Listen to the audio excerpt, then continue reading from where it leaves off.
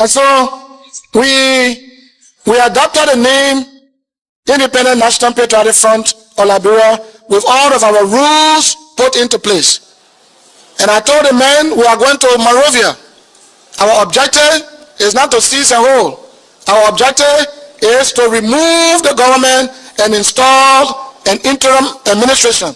If we would like to contest to be president, we must go through democratic means. Let the people of Liberia decide. But not to take guns and overthrow and compensate yourself with the throne. So that was our objective. So we came to Monrovia. We fought many battles. We captured many garrisons. And Banga, many places we fought.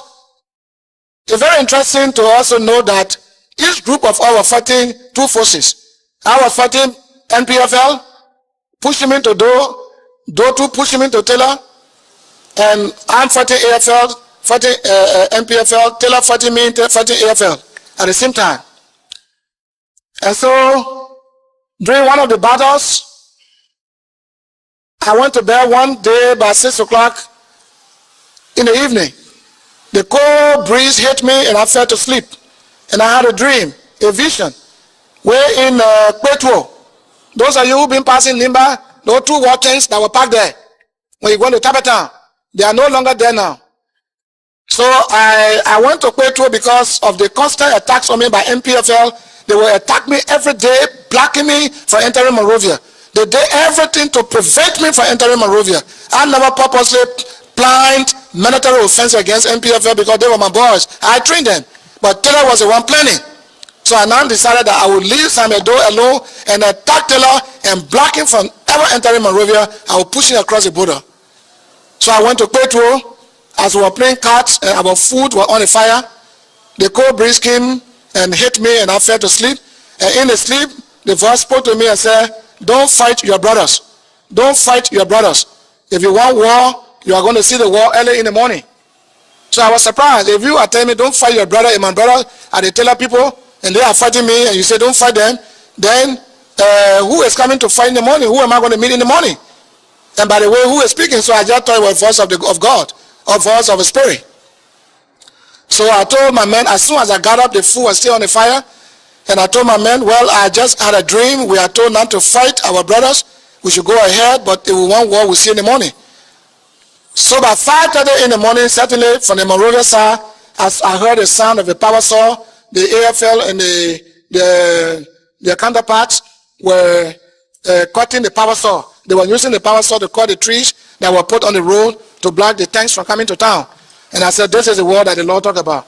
So I put sufficient men in the bush with 33 GMG, Russian made.